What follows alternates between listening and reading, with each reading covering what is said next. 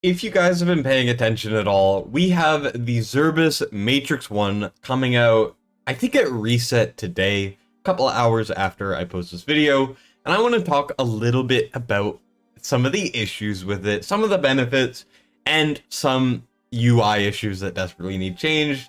This is going to be like the good, the bad, the ugly, just because I need something thematic, right? And there's a big reason why not a lot of people are covering this on test server, and that's because no one wants to do it because it's so freaking annoying. And I'll get into that very shortly. I'm just gonna go through, the content as a whole, explain why I think it needs some desperate changes, and that's kind of gonna be the formatting. Now, I do have to say that I will have a 8K slash 40K guide out, and then maybe I'll do just a broad guide explaining the mechanics a little bit more in depth so that you guys can build your teams the way you can. That'll be out when the content comes out. Hopefully immediately at reset, I'll have one of those, and then later in the day, I'll have the other. But for now, I want to talk about it more in the lens of, hey, developers, please change this. So, first of all, I gotta start with the good things. I don't want this to be a pointless rant video just going over, hey, I hate this content. No, I'm gonna try to give them some benefit of the doubt at the beginning, even if it's a little bit of a stretch for some of these things. First of all, my favorite thing about this new content is it actually does not impair you by playing it. When you play this content, you don't lose out on any other content. The way the reason I'm talking about this is because in the case of Abyss, this is basically Abyss but for Guild Boss 2, you only really have 2 keys a day. So you have to spend gems for a third. Now, I do think it's worth it every time. I can also, understand that people aren't the biggest fans of that. And in the case of APOC, where the keys aren't daily, they're weekly, they just straight up added a new type of key just for Zerbus. So you can still do APOC. Instead of it being Matrix 1 and APOC 2, and you have to lose APOC 1 if you're even going to try this one, instead you get to do it on its own. That's the best way to do it. Really good change. I like that a lot. Some other things to go into it is, with the content itself, it's something new to do. I mean, you can tell this is a little bit of a stretch, because obviously, but if we go over to my account, for example, I'm so uber endgame, because I've been playing for 2 years, I'm a spender, obviously I get content creator rewards, I'm in the majority, and this is like, modern problems, but you can see I've basically done everything. I have Arena, I have the last little stretch for A5 Lady A, and then I have freaking GVG, and that's it, right? And one of those things, Arena, I don't want to be doing. So there's nothing really for me to focus on. So this is something for me, but this is such a little thing that like no one else is really going to be having. So that's not really that much of a positive, but I want to mention it anyways. Then one of the big things is this is actually the only like true endgame content where AoE is necessary. Now, what I mean by this is for most endgame content, AoE units don't get a lot of shine. Now, there is one area in the game that I would say, specifically is for AoE once you get into endgame, which is 124, but you're not even gonna farm 124 because Forge gear is better and it's more efficient to farm gear 2 and gear 3. So I don't think it's like the most necessary. GVG has some AoE focus, but there's not a ton of just straight up AoE content. So this is new AoE content, good for making certain supports, certain CC units that aren't meta in a lot of areas, more meta here. That's good, right? And it has different mechanics with cleansing, AoE, burst damage reduction, and just a ton of mobs, while also, just bringing in a lot of different mechanics that you got to work with. Definitely makes a couple units that aren't super important a lot more important here, which is good, right? And it's also, in my opinion, like the only new boss content that isn't just use Wukong and Kagiri, which is good. That's about it. I mean, you can get transmutation gems and ancient hammers now. Yay. Let's go into the bad stuff. So starting off, this is the most overtuned content this game has ever seen. I'm not going to show it because I'll get into why I'm not making a team and I'm not showing you guys more. Essentially, all you got to know is the boss does a lot of things. You know, a ton of AoE damage, very, very, very, very, very disruptive. And then on the sides, there will be portals with AoE enemies coming out, or AoE groups of enemies, and you have to kill them. If you don't kill them, you lose. So you essentially just stack AoE damage. And not only that, you have to stack damage reduction. AoE damage reduction. By the way, there's only 3 of those in the game. Not only that, you need 2 healers. Not only that, you need a tank, right? And then you can start your AoE damage. And then after all of that, they still are too tanky to be killed, and you lose. And something else is the physical and magic phases are split. So you got to do a full team for one, a full team for another. So you have to have 2 teams of this. And not only that, they have to do the corresponding damage. And you want to know one of the issues? Well, physical doesn't have a lot of AoE. There's Ardea and Lubu, both ancient exclusive. Erling, ancient exclusive. You can run piercers with Kai and Nyx, but it doesn't do enough damage, right? Physical's currently kind of miserable. And I definitely don't enjoy the physical side or really the magic side because there's just so much happening. And then it gets into the realm of team compositions. So not only do you have to have 20 heroes that are all relevant for this content, you have to gear them. So let's say for this, I want Draylin as my AoE. And then for magic, what you're going to end up having to do is use Beelzebub because Diao-Chan is only able to be used on one. So usually you're going to do Beelzebub on the magic phase because, you know, he works with cultists. And also the physical phase needs the most help.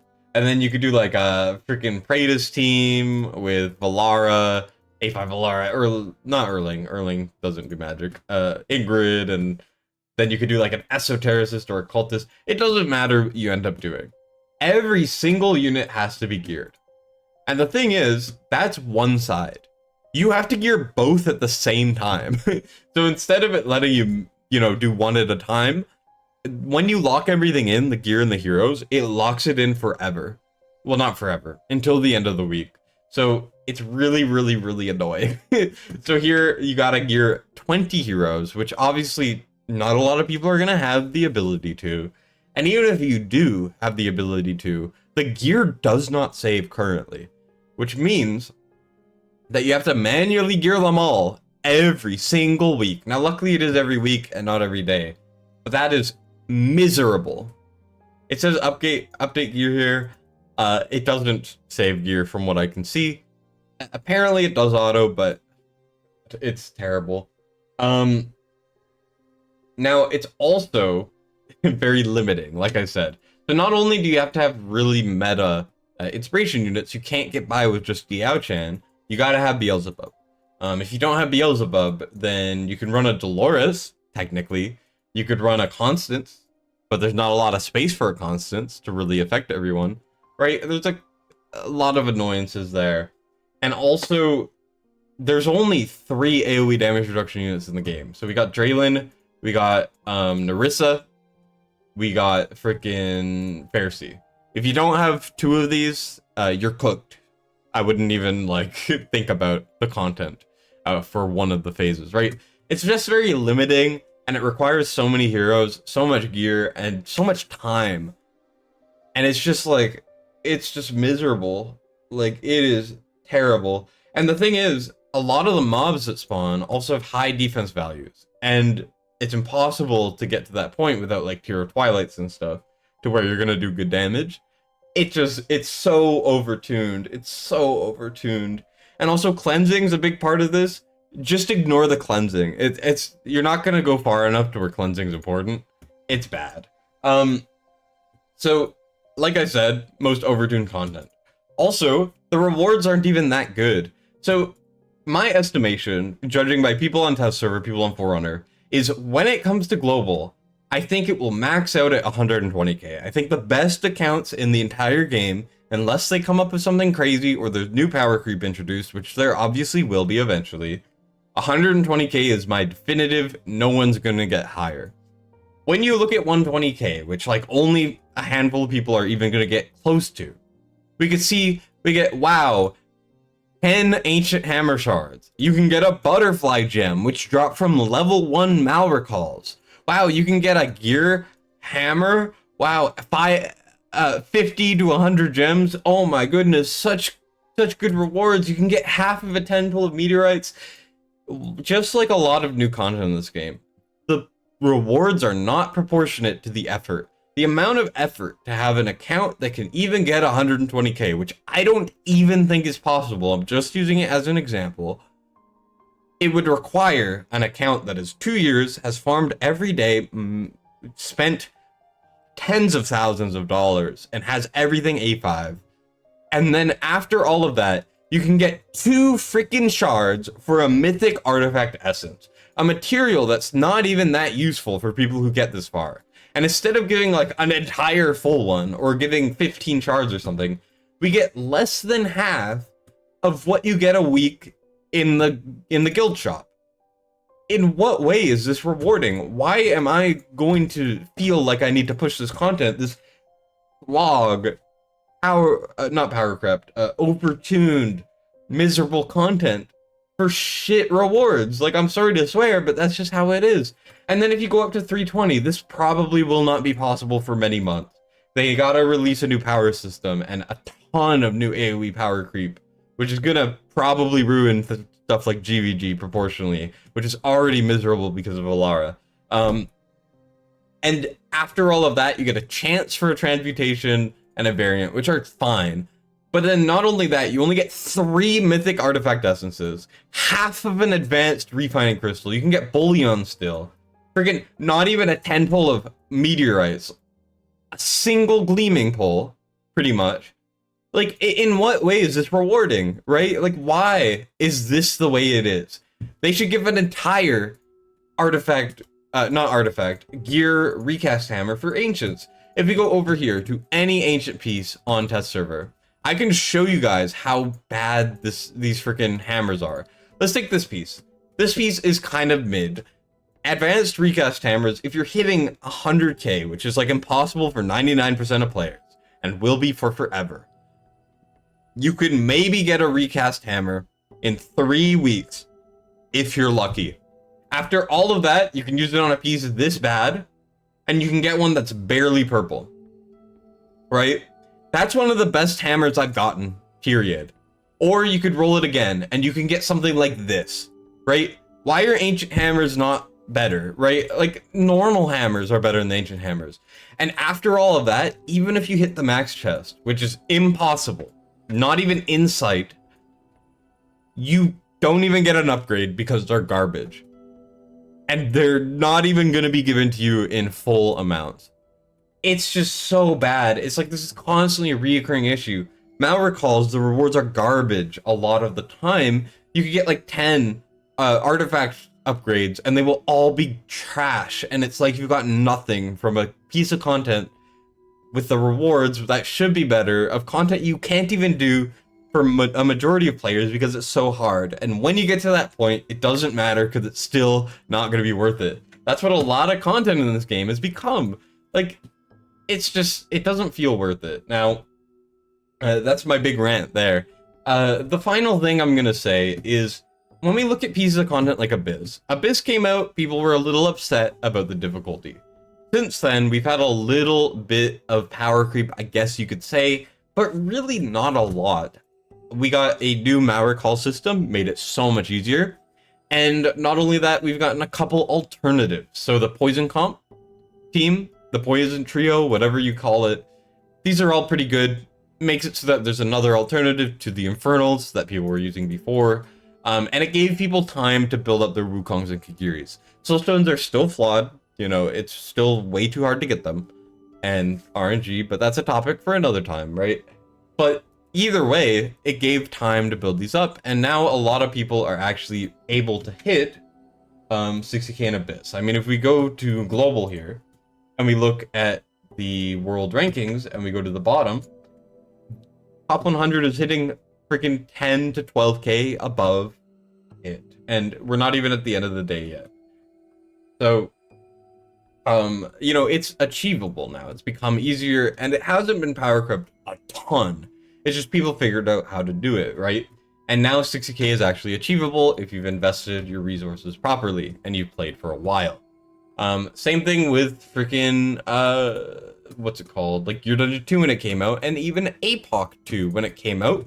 These were considered really, really, really hard pieces of content. And people were very upset with the content when it came out. But now it's easier, right? Because people learned it. Matrix 1 is in a special position as one of the only pieces of content that has come out where that doesn't feel like the case. It doesn't feel like something that is in reach if you commit your time and resources and you put your effort and you build your account towards something. Matrix 1 feels like not only a drag, not only does it have issues where you will save a freaking team and then it'll lock you out for the rest of the week on the other one. Not only does it not have a freaking playtest mode, every other boss content has playtest mode. Why does the hardest one not? Like, that's really weird. And it's just like, it just feels out of reach. And I don't think anyone is even going to get vaguely close. And people are going to try it. They're going to realize it's for the top 0.01% to even get the freaking 40k chest. And they're not going to try it because it's impossible for them. Something I always try to say is you need to have a low floor and a high ceiling for this content. Or what I suggested to the devs is you make Matrix 1 and Matrix 2. The same way APOC 1 and APOC 2 is. Matrix 1 would be like substantially easier than Matrix 2. Super endgame players can focus on Matrix 2 because obviously it would have a little better rewards. And then Matrix 1 would be for people who are late to endgame, you know, not uber endgame. And they could actually try a piece of content. This is just a drag. It's not going to be fun. And best of luck when it comes out, guys. So yeah, that's kind of my entire rant there. They just need to make it a little easier, at least on the floor. Either split it between 2 difficulties, and they need to up the rewards. Like, what are we even doing here? Like, come on. It's just silly at this point. Now, I will say it is worth doing no matter what, because it does have its own key. But even if you get the 8k chest, but yeah. I'll have some videos on it later. Just wanted to talk about this a little bit. And yeah, thank you guys for watching. I'll see you on the next one. That's it for me. Destined signing out.